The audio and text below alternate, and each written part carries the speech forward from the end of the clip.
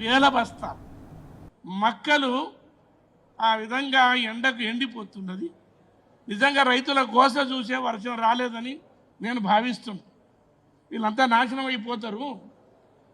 కానీ బస్తా ఇచ్చేటోళ్ళు లేరు, హమాలీలు లేరు, కాటా పెట్టేటోళ్ళు లేరు, ట్రాన్స్పోర్ట్ చేసేటోళ్ళు లేరు, పలకరించేటోళ్ళు లేరు, కాట పెడతాం అనేటోళ్ళు లేరు. నేను నాకు పడిన మక్కలు తీసుకొని పోయినా 4-5 రోజులు అక్కడనే ఉన్నాం. చెప్పిన ఇక మీ ఇష్టం ఉన్నప్పుడు పెట్టండి అని చెప్పేసి వచ్చేసి ఆఖరికి ఆ వైస్ చైర్మన్ ఇవ్వడం ఇదేదో లొల్లేటట్టు ఉందని కాటా పెట్టిండు.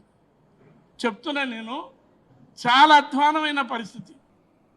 2023 మే 6న కాంగ్రెస్ పార్టీ రాహుల్ గాంధీ నాయకత్వంలో, రేవంత్ రెడ్డి గారి నాయకత్వంలో ఆర్ట్స్ కాలేజీలో జరిగినటువంటి రైతు డిక్లరేషన్ ఏదైతే చేశారో ఆ రోజు ప్రభుత్వం రావడం కోసం రైతులకు ఎలాంటి డిక్లరేషన్ చేసి ఎలాంటి హామీలు ఇచ్చారో ఆ హామీలు ఇచ్చి కాంగ్రెస్ ప్రభుత్వం వచ్చిన తర్వాత 2.5 సంవత్సరాలైనా కూడా ఒక్క హామీని కూడా నిలబెట్టకపోగా రైతులకు అన్యాయం చేస్తుంది. కాబట్టి ఒక్కసారి వరంగల్ జిల్లాలో మరి అదే మే 6న రైతు సదస్సు ఏర్పాటు చేసుకొని రైతు ప్రతినిధులందరూ కూడా హాజరయ్యే రైతు సదస్సు ఏర్పాటు చేసుకొని ఒకసారి గుర్తు చేసుకొని వారిపైన 2.5 సంవత్సరాలు పూర్తయి 3వ సంవత్సరాలకు పోతున్నారు. కాబట్టి కాంగ్రెస్ ప్రభుత్వం పైన ఒత్తిడి తీసుకురావడం కోసం కేటీఆర్ గారు హాజరయ్యే ఈ సదస్సుకి హాజరై ప్రభుత్వం పైన ఒత్తిడి తీసుకురావడం కోసం